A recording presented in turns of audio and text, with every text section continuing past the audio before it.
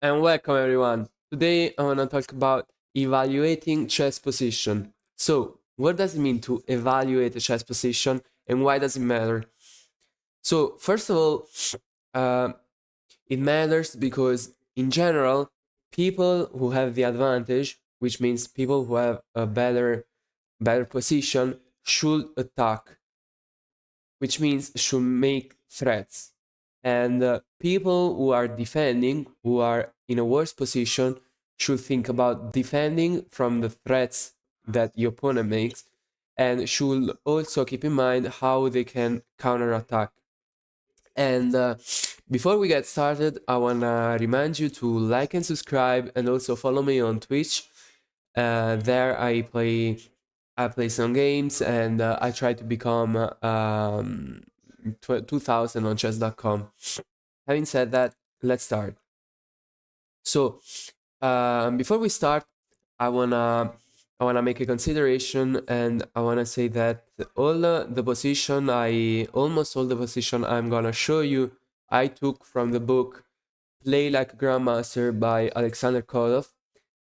It is a book that I recommend, especially to intermediate players. It has helped me a lot in my chess journey, and it is really cool. So aside from the material advantage, which is really important because if all the other factors are equal, that means that the player who has more pieces is better. So the first thing you gotta do when you evaluate a chess position is you gotta count the material. But other than that, there are positional advantages. And in general, there are a lot of classification of positional advantages, but today I'm going to show you four classification, and those are king safety and piece activity. There is the first one, weak squares and pawn structures and pawn weaknesses, and there is the second one. The third one is controlling open lines, and the fourth one is center control and space. And for each of these four, I'm gonna make some examples and I'm gonna show you some positions. So let's start with weak squares. A weak square is important when the opponent can put an important piece on that squares, and from that squares can make threats. For example, let's take this position. In this position, black is worse because white has a really strong outpost square on d6, which is a square that cannot be protected by pawns. And that is the definition. A weak square is a square that cannot be defended by pawn. And this square is really important because if white put a piece here, it can be really dangerous. And in fact, the game continues with the plan knight b1.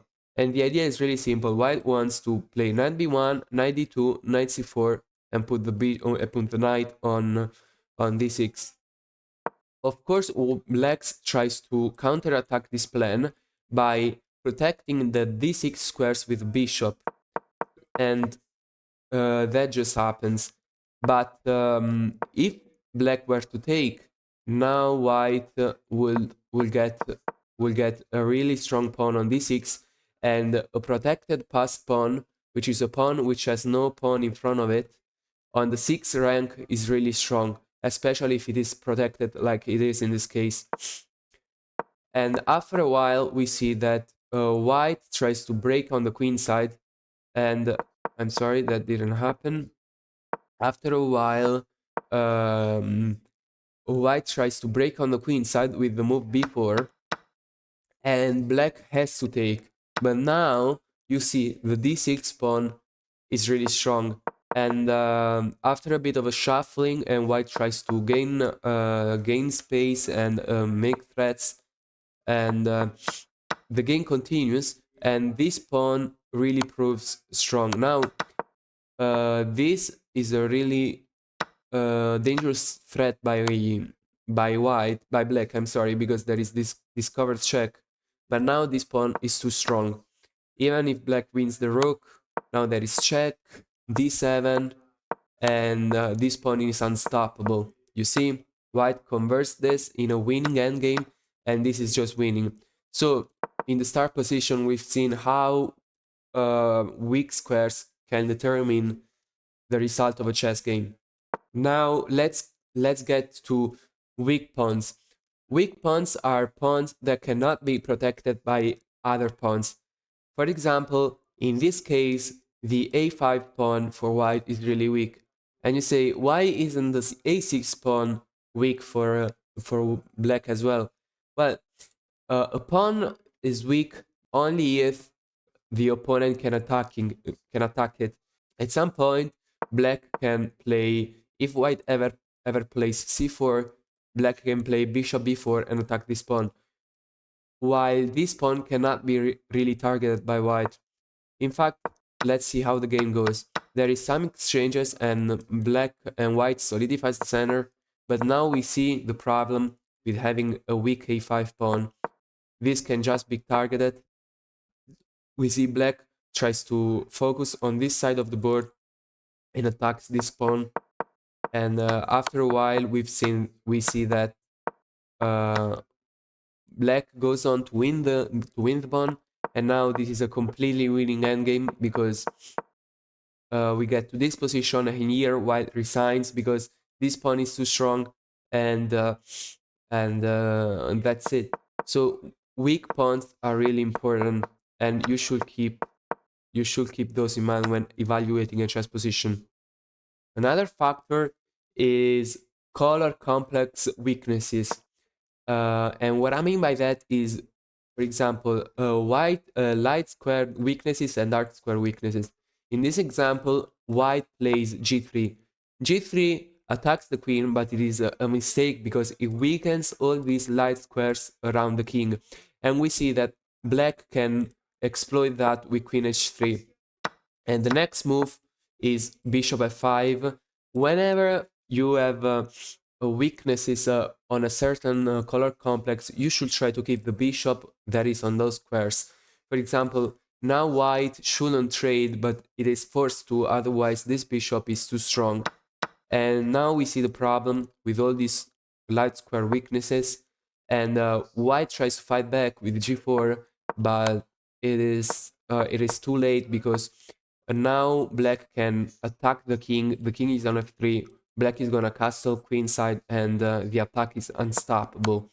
Now we see c4 trying to counterattack in the center, but after the exchange and long castle, this is just hopeless for white because after the king hides on a7, the king is gonna hide on a7.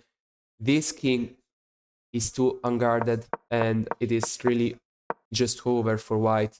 And here white resigns.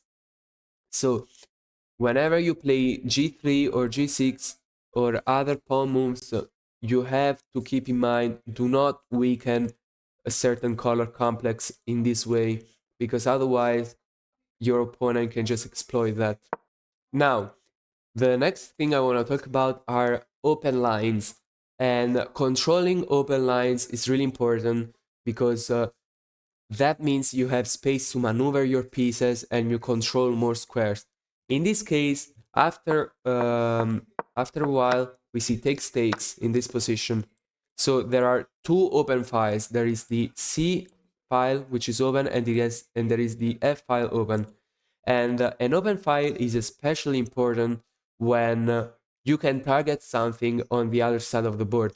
In this case, the F file is more important than the C file because white can target the f7 pawn. And we see just that. We see that white tries to exchange this bishop because it is guarding the f7 pawn. And you see that black plays h5 because it wants to prevent this, otherwise this is just crushing. And after a while we see this move, bishop d3, trying to exchange bishops, and white tries to focus on this side of the board. You see the importance of semi-open files in this case. And while black controls the C file, but it does not matter because there is nothing over here. And while on the other side there is the king. And after a while, no, queen f6 didn't happen. Queen f8 happened. White goes on to attack the king, and this is an unstoppable attack. And after black exchange the queens, king g7. After this exchange, we get to an endgame, and this endgame is winning for white. So another factor are open lines, and you always have to try to gain control over open files. The next thing you have to keep in mind are passed pawns. Passed pawns are pawns which have no pawns in front of it.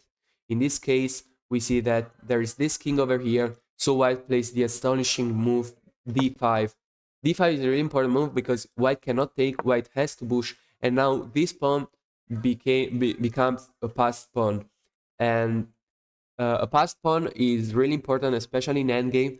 And when you have a passed pawn, you should really focus on pushing it. And we see that white does just that with knight c4, trying to control the square in front of it. Takes the pawn. After takes, we see that this pawn now is completely free. And black tries to play c4 to prevent white from playing c4 himself. Otherwise, this becomes a protected passed pawn, which is even stronger. And now, after bishop a4, we see that this pawn has a red carpet in front of it, because after white plays bishop f4, the pawn is unstoppable. In fact, we see that white pushes, kicks the queen out, and pushes even more. Now, the best thing to do here for black is to sacrifice the rook, because this pawn is just too strong, and get a bishop f1 for a rook. But black doesn't do that. Instead, plays h5, and after rook e8, king h7, h4, we get rook a6, which that tries to delay the defeat a little bit more. But after bishop g5, the game is over, because black has to sacrifice the rook, I'm sorry. And after rook e1, the game is over, because white has just dominance over the e file. This is coming, and this is coming, and the attack on the king is just unstoppable. And then the last thing I want to show you is space. When you have space, you have an advantage, because it means that you have more space to maneuver your pieces. But there is a difference between taking space and overextending. You see, especially intermediate and beginners players make this mistake. They push all the pawns with the intent in mind of taking space, but most of the times they make mistakes, because you should push pawns and take space when your pieces are all protected. When your pieces are not protected and they can be attacked, you shouldn't try to push them, because otherwise you're just gonna lose them.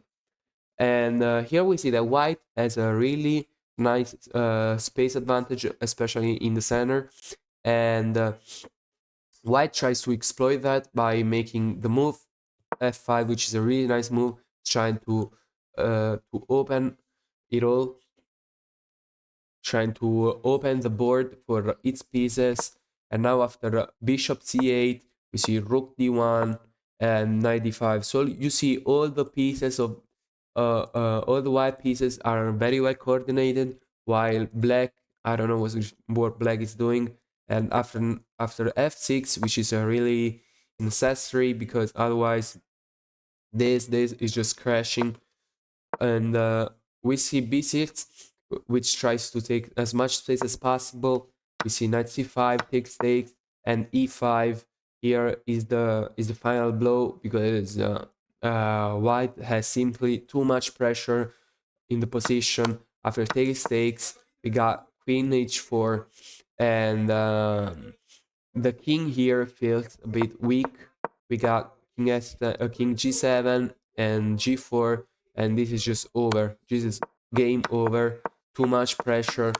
And in this game, we see the importance of having a space advantage. So, on a last note, I hope you liked the video, and I'm gonna make a video on the middle game in general. This was a specific video about evaluating position. I hope you liked it. As always, like and subscribe. See you next time.